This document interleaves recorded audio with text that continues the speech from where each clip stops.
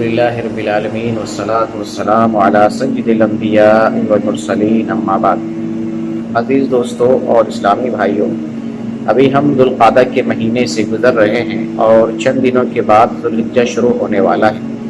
ذوالحجہ کے پہلے عشرے کی قرآن میں اور احادیث میں بڑی فضیلت آئی ہے، اس لیے میں اس فضیلت کو آپ کے سامنے بیان کرنا چاہتا ہوں تاکہ ہمیں بھی اور آپ سب کو بھی اس کی یاد دہانی ہو جائے اور اس فضیلت کو پانے کی ہم سب کوشش کریں۔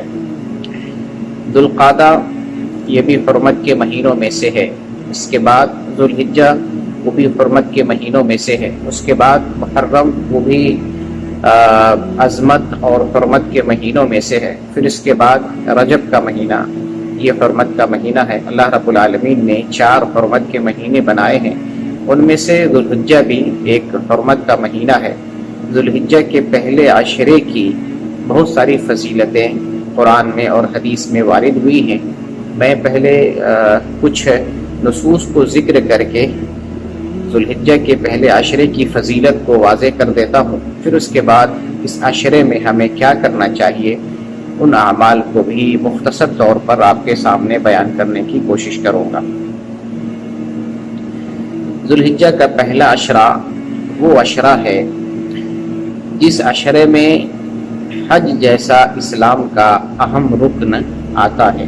پوری دنیا کے مسلمان ایک مرتبہ مکہ مکرمہ میں اور مقدس مقامات پر جمع ہوتے ہیں۔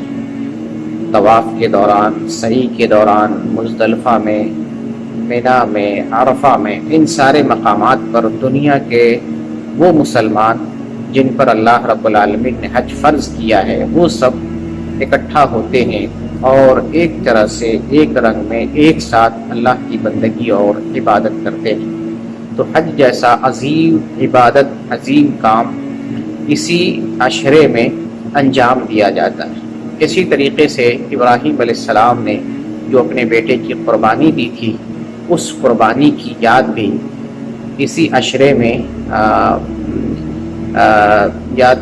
اسی عشرے میں اس قربانی کو یاد کیا جاتا ہے اور پوری دنیا کے مسلمان ابراہیم علیہ السلام کی سنت کو یاد کر کے وہ سنت ادا کرتے ہیں اور اپنے اندر بھی اسلام کے لیے اور دین کے لیے قربانی دینے کا جذبہ بیدار کرتے ہیں۔ اسی طریقے سے اس عشرے میں عرفہ کا بھی روزہ ہے جو گزشتہ 1 سال اور آئندہ 1 سال یعنی 2 سال کے گناہوں کا کفارہ ہے۔ اللہ رب العالمین قرآن میں ارشاد فرماتا ہے والفجر ولیال عشر، قسم ہے فجر کی اور 10 راتوں کی۔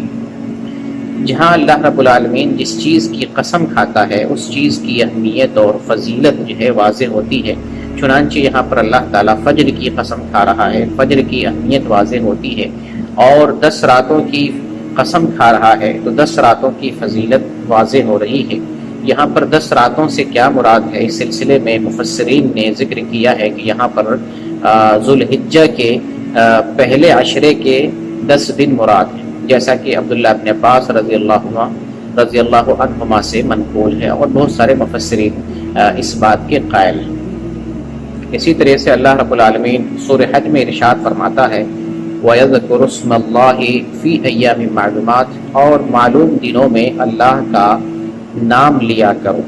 معلوم دنوں میں ایام معلومات یعنی معلوم دن، یہاں ایام معلومات سے ذوالحجہ کے ابتدائی 10 ایام مراد ہیں، جیسا کہ عبداللہ ابن عباس رضی اللہ عنہما سے منقول ہے، اور امام بخاری نے اس کو صحیح بخاری کے اندر بھی ذکر کیا ہے۔ تو اس آیت سے پتہ چلتا ہے کہ ذوالحجہ کے ابتدائی 10 دنوں میں اللہ کا ہمیں ذکر کرنا چاہیے۔ اور اسی طریقے سے ابو داؤد کی حدیث ہے 2438 نمبر کی، اور ابو داؤد میں دوسری جگہ بھی ہے 2439 نمبر کی۔ نبی کریم صلی اللہ علیہ وسلم ارشاد فرماتے ہیں ما من ایام العمل الصالح فیہن احب الی اللہ من هذه الایام یعنی ایام العشر، فقالوا یا رسول اللہ ولا الجہاد فی سبیل اللہ فقال رسول الله صلی اللہ علیہ وسلم ولا الجهاد في سبيل الله إلا رجل خرج بنفسه وماله ولم يرجع من ذلك بشيء۔ اس حدیث کو شیخ البانی نے صحیح قرار دیا ہے۔ اس حدیث کا ترجمہ یہ ہے کہ ذو الحجہ کے ان 10 دنوں سے بہتر ایسا کوئی دن نہیں جس میں نیک عمل اللہ رب العالمین کے نزدیک سب سے زیادہ محبوب ہو، یعنی اللہ کو سب سے زیادہ محبوب عمل ذی الحجہ کے ان 10 دنوں میں انجام دینا ہے۔ صحابہ کرام نے رسول اللہ صلی اللہ علیہ وسلم سے پوچھا، اللہ کے رسول کیا جہاد فی سبیل اللہ بھی نہیں؟ تو آپ نے فرمایا جہاد فی سبیل اللہ بھی نہیں۔ آپ غور فرمائیں کہ جہاد فی سبیل اللہ سے بڑھ کر ذی الحجہ کے ابتدائی 10 دنوں میں نیک عمل انجام دینا ہے۔ نبی کریم صلی اللہ علیہ وسلم نے فرمایا ہاں سوائے اس شخص کے جو اپنی جان اور مال کے ساتھ راہ جہاد میں نکلے اور کچھ بھی واپس لے کر نہ آئے، یعنی وہ بھی شہید ہو جائے، اس کا مال بھی اللہ کے راستے میں قربان ہو جائے۔ یہ حدیث اس بات کی دلیل ہے کہ ذی الحجہ کے ابتدائی 10 دنوں کی بڑی فضیلت ہے اور ان 10 دنوں میں نیک اعمال انجام دینا اللہ کو بہت محبوب اور بہت پسندیدہ ہے۔ یہی وجہ ہے کہ بہت سارے علماء کرام اس بات کے قائل ہیں کہ رمضان کے عشروں سے بھی زیادہ افضل ذو الحجہ کا پہلا عشرہ ہے۔ رمضان کے عشروں سے بھی افضل، یعنی تینوں عشروں سے بھی افضل ذو الحجہ کا پہلا عشرہ ہے، سوائے رمضان کے آخری عشرے کی 10 راتوں کے، یعنی رمضان کے آخری عشرے کی 10 راتیں ذو الحجہ کے پہلے عشرے سے افضل ہیں۔ یہ چند فضیلتیں ذو الحجہ کے پہلے عشرے سے متعلق میں نے آپ کے سامنے بیان کی ہیں۔ اب آتے ہیں ذو الحجہ کے پہلے عشرے میں ہمیں کون کون سا عمل انجام دینا چاہیے جس کے ذریعے سے ہم اللہ کا قرب حاصل کر سکیں اور ذو الحجہ کے پہلے عشرے کی فضیلت بھی ہم حاصل کر سکیں۔ چنانچہ اس سلسلے میں پہلا عمل یہ ہے کہ ہم کثرت سے اس عشرے میں اللہ کی تسبیح، تحمید اور تحلیل کیا کریں، یعنی اللہ کا ذکر کیا کریں۔ کثرت کے ساتھ اس عشرے میں ہم اللہ کا ذکر کیا کریں۔ نبی کریم صلی اللہ علیہ وسلم ارشاد فرماتے ہیں، یہ مسند احمد کی حدیث ہے 6154 نمبر کی، اور شعیب ارناؤت نے اس حدیث کو صحیح قرار دیا ہے۔ نبی کریم صلی اللہ علیہ وسلم کا فرمان ہے، ما من ایام اعظم عند اللہ ولا احب الیہ العمل فیہن من هذه الایام العشر فاکثروا فیہن من التہلیل والتکبیر والتحمید۔ اللہ کے نزدیک ان 10 دنوں میں عمل صالح انجام دینا جس قدر محبوب اور عظیم ہے اتنا دوسرے دنوں میں محبوب نہیں، یعنی ذو الحجہ کے پہلے عشرے میں نیک اعمال انجام دینا اللہ رب العالمین کو بے حد محبوب اور پیارا ہے۔ اس لیے تم ان 10 دنوں میں کثرت سے لا الہ الا اللہ، اللہ اکبر اور الحمدللہ کہا کرو۔ گویا کہ ذو الحجہ کے پہلے عشرے میں کثرت کے ساتھ ہمیں اذکار کرنا چاہیے، تسبیح پڑھنا چاہیے، تحلیل کرنا چاہیے، کثرت کے ساتھ لا الہ الا اللہ، اللہ اکبر اور الحمدللہ کا ورد کرنا چاہیے۔ اس تکبیر کے تعلق سے ہم آپ کو یہ بتائیں کہ اذکار جو ہے، جو بھی اذکار اللہ رب العالمین کی شان کے لیے، اللہ کی رفعت کے لیے، اللہ کو یاد کرنے کے لیے قرآن و حدیث میں وارد ہیں، ان سارے اذکار کو پڑھ سکتے ہیں۔ جیسے ایک ذکر اللہ اکبر کبیرہ، اسی طریقے سے ایک معروف ذکر جو ہم عیدین میں بھی پڑھتے ہیں، اللہ اکبر لا الہ الا اللہ اللہ اکبر وللہ الحمد۔ اور اس طرح کے جتنے بھی اذکار جو قرآن و حدیث سے ثابت ہیں ہمیں کثرت کے ساتھ اس عشرے میں پڑھنا چاہیے۔ تکبیر کب سے کب تک ہمیں پڑھنا ہے، یعنی عشرے میں کب سے لے کر کب تک اذکار کا ہمیں ورد کرنا چاہیے؟ چنانچہ احادیث سے معلوم ہوتا ہے اور علماء اور محققین کی رائے سے پتہ چلتا ہے کہ ذو الحجہ کا چاند نکلنے سے لے کر ایام تشریق کے آخری دن تک عصر کے وقت تک تکبیر کا اہتمام کرنا چاہیے۔ یہاں پر علماء نے 2 تقسیم کی ہے اذکار کی، ذکر مطلق یعنی تکبیر مطلق اور تکبیر مقید۔ تکبیر مطلق کہتے ہیں چاند نکلنے سے لے کر جو ہے ہر لمحہ اور ہر وقت مسجد میں، گھر میں، بازار میں، راستوں میں، فرض نمازوں کے بعد، نفل نمازوں کے بعد ہمیشہ ہر وقت جو ہے تکبیر کہتے رہیں چاند نکلنے کے وقت سے لے کر۔ اور تکبیر مقید کہتے ہیں کہ عرفہ کے دن فجر کے بعد سے، نماز کے بعد سے لے کر جو ہے یوم تشریق کے آخری دن کے عصر کے وقت تک جو ہے تکبیر کرتے رہنا چاہیے۔ بہرکیف تکبیر کا جو وقت ہے چاند نکلنے سے لے کر ذوالحجہ کے چاند نکلنے سے لے کر ایام تشریق کے آخری دن کے عصر کے وقت تک تکبیر کہنا چاہیے۔ یہ پہلا عمل ہوا۔ ذوالحجہ کے پہلے عشرے کے اعمال میں سے ایک دوسرا عمل ہے عرفہ کا روزہ رکھنا۔ ویسے ذوالحجہ کے ایام میں 1 ذوالحجہ سے لے کر 9 ذوالحجہ تک ہم روزہ رکھ سکتے ہیں، اس کا ثبوت ملتا ہے۔ البتہ 9 ذوالحجہ کا روزہ رکھنا بڑا ہی اہم ترین ہے۔ نبی کریم صلی اللہ علیہ وسلم فرماتے ہیں صیام یوم عرفۃ انی احتسب علی اللہ ان یکفر السنۃ التي قبلہ والتي بعدہ، کہ یوم عرفہ کا روزہ میں سمجھتا ہوں اللہ کے نزدیک 2 سال کے گناہوں کا کفارہ ہے، 1 سال گزشتہ اور 1 سال آنے والے گناہوں کے، یعنی 2 سال کے گناہوں کا کفارہ ہے۔ اور یوم عرفہ وہ دن ہے جس دن اللہ تعالیٰ بے پناہ گناہ گاروں کو جہنم سے آزاد کرتا ہے، بڑا اہم ترین دن ہے۔ تو یہ عرفہ کا روزہ غیر حاجی کے لیے، حاجی عرفہ کا روزہ نہیں رکھیں گے، حاجی کے علاوہ دنیا میں جتنے بھی لوگ ہیں وہ سارے لوگ روزہ رکھیں گے، ان کے حق میں روزہ رکھنا مسنون ہے۔ اور جب نبی کریم صلی اللہ علیہ وسلم نے حج کیا تھا تو حج کے موقع پر آپ نے عرفہ کا روزہ نہیں رکھا تھا۔ یہاں پر ایک اہم سوال پیدا ہوتا ہے کہ عرفہ کا روزہ جو ہے مکہ کے علاوہ، سعودی عرب کے علاوہ دوسرے ملک والے کس تاریخ کو رکھیں گے؟ کیا اس دن عرفہ کا روزہ رکھیں گے جس دن حاجی لوگ عرفات میں ہوتے ہیں، یا اپنے اپنے ملک کے اعتبار سے 9 ذوالحجہ کا روزہ رکھیں گے؟ اس سلسلے میں میرا ایک تحقیقی مضمون ہے، آپ میرے بلاگ سے اور دوسری ویب سائٹ سے نکال کر آپ پڑھ سکتے ہیں، گوگل پہ سرچ بھی کر سکتے ہیں۔ عرفہ کا روزہ ایک تحقیقی جائزہ مضمون کا یہ عنوان ہے، گوگل پہ ٹائپ کر کے آپ کسی بھی ویب سائٹ سے اس کو لوڈ کر سکتے ہیں۔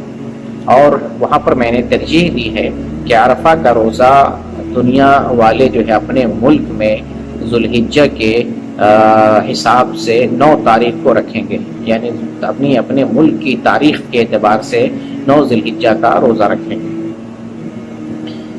تو پہلے عشرے میں ایک کام تو ذکر کرنا تھا، دوسرا کام روزہ رکھنا ہے۔ کم از کم جو ہے عرفہ کا روزہ رکھیں، یا اگر زیادہ سے زیادہ رکھنا چاہتے ہیں تو 1 تاریخ سے لے کر 9 تاریخ تک بھی روزہ رکھ سکتے ہیں۔ ذوالحجہ کے پہلے عشرے میں ایک تیسرا کام ہے حج و عمرہ کرنا۔ اللہ رب العالمین نے جسے حج کرنے کی استطاعت دی ہے، جسے مال دیا ہے، جسمانی طاقت دی ہے، وہ مرد ہو یا عورت ہو، اسے اللہ کے گھر کا حج کرنا چاہیے۔ اور نبی کریم صلی اللہ علیہ وسلم نے حج مبرور کا بدلہ جنت بتایا۔ آپ کا فرمان ہے والحج المبرور لیس له جزاء الا الجنہ، کہ حج مبرور کا بدلہ جنت کے علاوہ کچھ بھی نہیں ہے، یعنی حج مبرور کا بدلہ جنت ہے۔ حج مبرور کہتے ہیں وہ حج جو نیکی والا ہو، بر والا ہو، یعنی جو حج کتاب و سنت کے مطابق انجام دیا گیا ہو، حلال مال سے حج کیا گیا ہو، جس کے اندر جو ہے بیہودہ بات اور لغو و کام نہ کیا گیا ہو، تقوی اور پرہیزگاری کے ساتھ جو حج کیا گیا ہو، ایسا حج حج مبرور کہلاتا ہے، اور ایسے حج کا بدلہ اللہ کے یہاں جنت ہے۔ تو تیسرا عمل اس عشرے میں حج کرنا ہے۔ اسی طریقے سے چوتھا عمل اس عشرے میں اعمال صالحہ کا انجام دینا، یعنی چونکہ حدیث کے اندر آیا ہے کہ اللہ کو اس عشرے میں اور ان دنوں میں جو ہے عمل زیادہ محبوب ہے، ایک عمومی بات کی گئی ہے۔ تو عام طور پر جو ہے اس عشرے میں جو بھی نیک عمل ہے اسے ہم انجام دینا چاہیے۔ نماز، 5 وقت نمازوں کے علاوہ نفلی نمازیں، قرآن کی تلاوت ہے، ذکر الہی ہے، دعا کرنا ہے، صدقہ کرنا ہے، دوسروں کے ساتھ جو ہے بھلائی کرنا ہے، صلہ رحمی کرنا ہے، امر بالمعروف اور نہی عن المنکر کا فریضہ انجام دینا ہے، دعوت و تبلیغ کا کام کرنا ہے، دینی اور نیک کاموں میں حصہ لینا ہے۔ تو جو بھی کار خیر ہے، عمومی کار خیر، ان 10 دنوں میں انجام دینا اللہ کو زیادہ محبوب ہے۔ اسی طریقے سے اس عشرے میں ایک عمل ہمیں یہ بھی انجام دینا چاہیے کہ چونکہ ہم گناہ گار بندے ہیں، ہم سے خطائیں ہوتی رہتی ہیں، تو ہم اللہ رب العالمین سے اپنے خطاؤں پہ شرمندہ ہو کر توبہ کریں، اللہ رب العالمین سے معافی مانگے۔ اللہ معاف کرنے والا ہے، چونکہ افضل ایام ہیں اور ان ایام میں اللہ کو نیک عمل پسند ہے، توبہ بھی نیک عملوں میں سے ہے، اللہ توبہ کرنے والے کو پسند کرتا ہے اور اپنے بندوں سے خوش ہوتا ہے جو توبہ کرتا ہے، استغفار کرتا ہے۔ لہٰذا ان دنوں میں اللہ تعالیٰ سے رجوع کرنا چاہیے اور اپنے گناہوں کی کثرت کے ساتھ اللہ سے معافی مانگنی چاہیے۔ اسی طریقے سے ذوالحجہ کے پہلے عشرے میں سے ایک اہم ترین عبادت قربانی کرنا ہے۔ نبی کریم صلی اللہ علیہ وسلم نے ہمیں حکم دیا ہے کہ جسے قربانی کرنے کی طاقت ہو وہ قربانی دے۔ تو قربانی کرنے کا کوئی نصاب نہیں ہے کہ ہمارے پاس اتنا پیسہ ہو، اتنی زمین ہو اور اتنی جائیداد ہو تب قربانی فرض ہوتی ہے، ایسا کوئی نصاب ہمیں نہیں بتایا گیا، بس وسعت اور طاقت کی بات بتائی گئی ہے۔ جس کو بھی قربانی کا جانور خریدنے کی استطاعت ہے، جو آسانی سے قربانی کا جانور خرید سکتا ہے، اس بندے کے اوپر جو ہے لازم اور ضروری ہے کہ وہ اللہ کے راستے میں اللہ کی رضا کے لیے قربانی کرے۔ اور قربانی کے لیے ایک جانور، ایک بکرا پورے گھر کی طرف سے کافی ہے۔ جو گھر کا ذمہ دار ہے ایک بکرا خرید کر اپنا نام لے اور یہ کہے کہ یہ میری طرف سے اور میرے گھر کے تمام لوگوں کی طرف سے ہے، یہ ایک بکرا جو ہے گھر کے تمام لوگوں کی طرف سے کافی ہو جائے گا۔ یہ قربانی بھی اہم ترین عبادت ہے، اس میں جو ہے قربانی میں دکھاوا بھی نہیں کرنا چاہیے، اور اگر قربانی کی استطاعت ہے تو اس میں غفلت اور سستی بھی نہیں برتنی چاہیے۔ اور قربانی کرنے کے ساتھ قربانی سے ہم یہ نصیحت حاصل کریں کہ یہ قربانی دراصل ہمیں زندگی میں اسلام کے لیے اور دین کے لیے قربانی دینے کا جذبہ بیدار کرتی ہے۔ لہٰذا ہم اپنے آپ کو تیار کریں کہ دین کے لیے، ایمان کے لیے، اسلام کے لیے، اللہ کے لیے، اللہ کے رسول کے لیے جہاں بھی قربانی دینے کی ضرورت پڑے، وقت کی قربانی ہو، اولاد کی قربانی ہو، مال کی قربانی ہو، جان کی قربانی ہو، دینی اعتبار سے کسی بھی چیز کی قربانی ہو تو ہم قربانی کرنے میں دریغ نہ کریں۔ اللہ رب العالمین سے دعا کرتے ہیں بار الہ ذوالحجہ کے پہلے عشرے میں جو فضیلت ہے اس فضیلت کو ہمیں پانے کی توفیق دے، اور ہم سے جتنی طاقت ہے اتنی طاقت بھرنے کا اعمال انجام دینے کی توفیق دے۔ بار الہ تو ہمارے گناہوں کو معاف فرما اور ہماری عبادتوں کو قبول فرما کر جنت میں داخلے کا ذریعہ بنا۔ آمین۔ وآخر دعوانا الحمد للہ رب العالمین۔